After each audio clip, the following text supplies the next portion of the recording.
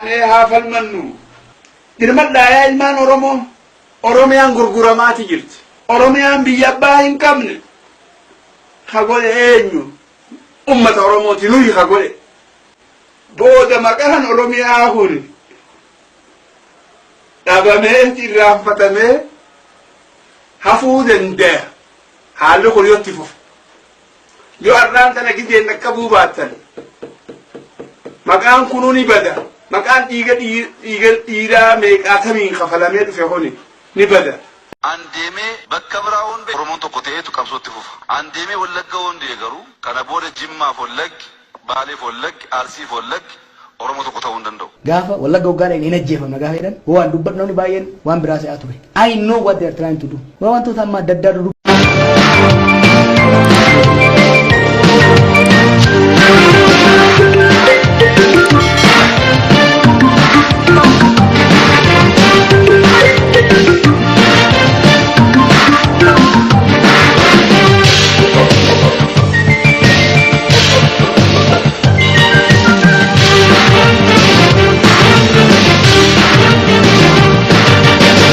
It's not accidentally miti. Kun maalinni hira mootummaan kun ittiin beekamudha. Dhaabi kun ittiin beekamudha. Uummattoota gidduu wannoo uumuu isa tokko asitti qabe isa tokko irratti kakaasu irratti duulchisu amma wanni hojjetamaa jiru exactly kanadha. Oromooni Oromiyaa irratti give up godhe naannootti qoodanii karoora qabu waayizawwee.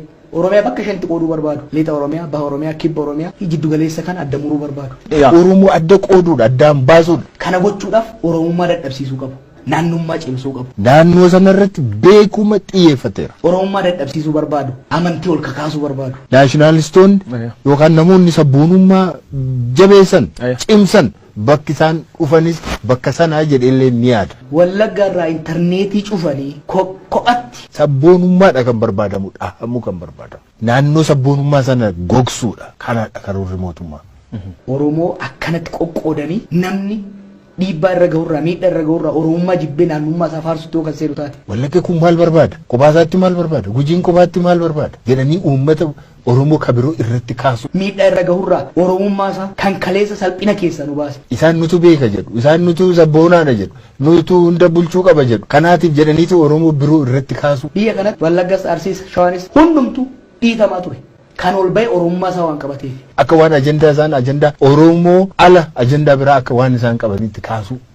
Walgahii isaan irratti kan isaan hojjetan kanadha. Biyya kanatti Islaamis, Kiristaanis, Oromoon Oromummaa isaatiin dhiitamaa, ajjeefamaa, hidhamaa ture. Kan bahe Oromummaa isaa waan cibseef, Oromiyaa irratti waan cicceef. Ijoolleen dhiyaa kan irratti dhalatan bishooftutti mana kireeffatanii jiraachuu hin danda'an. Adaamaatti mana barnootaa keessaa mana barnootaatti special school jedhanii ijaaran sansa keessaa funaananii ari'aniiru bara.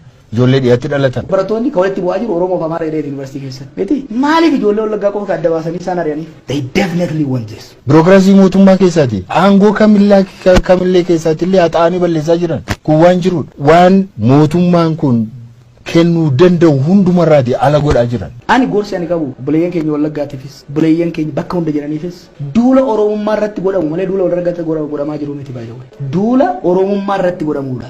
Bakka hundumaatti eessatti hidhamanii kan jiran amma yoo jette yoo dhattee daataa isaa hoo fudhattee numa argita. Yuunivarsiitii keessaatti kanneen ari'aman yoo dhattee hoo laaltee daataa isaa hoo laaltee argita. Eessa ta'an maaliif dhiha jedhu ijoollee dhiyaati shaneedha jedhu. Yuunivarsiitii keessa isaan ari'ama isaantu du'a. Isaantu ajjeefamu. Hojiidha isaantu baha.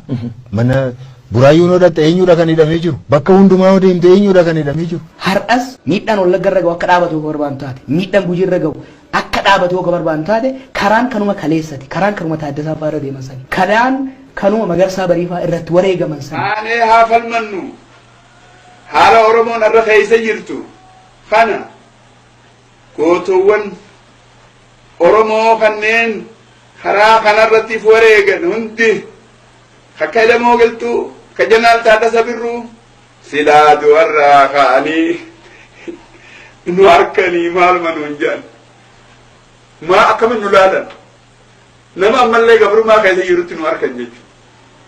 Gabrummaa nuti hin beekne namni Oromoo warraan tan ka beekuus ni sirba kan beeknes ni sirba jechuudha. Bilisummaa jee sirba jechuudha. Dimokiraatiin bal'atte jedha.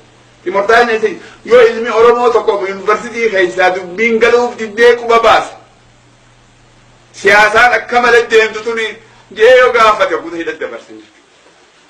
Mee ilaala. Dirmadhaa yaa ilmaan Oromoo Oromiyaan gurguramaati jirti. Ha dubbiin tun feenteef hin jirtu namni kun. Ha tanan beeyne ni jira.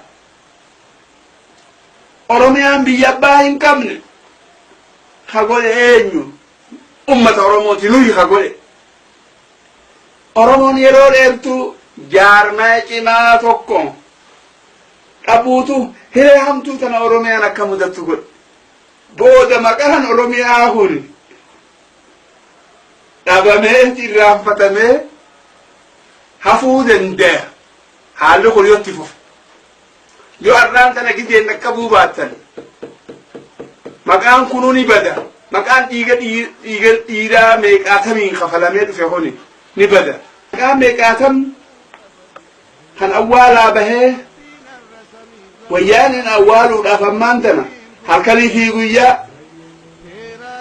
saaqqattee itti gurguraa jirti, itti fayyadamaa jirti. Kanaaf wanni fide ummata Oromoodhaa ka abbaa Oromiyaa ta'uusaa falmachuu dide. Santu tana fide. Xumuradhatti wanni niin ilmaan Oromootiif dhaamu kaisi har'aan tana biyya Arabaa keessatti deemaa jiru kuni. Ummanni Oromoo akka fakkii fudhatee fakkiitti fudhatee keessaa fi alatti yaada kana wal hubachiisanii wal fudhachiisanii gabroonfataa wayyaanee kana yeroon isa kaasan arga. Yeroon isa birraa darbanii haqa keenya guututti fudhachuu dandeenyu arga. Yaa ilmaan Oromoo isin kanattiin isin afeera, kanattiin isin yaama, kanattiin isinitti jechuudha.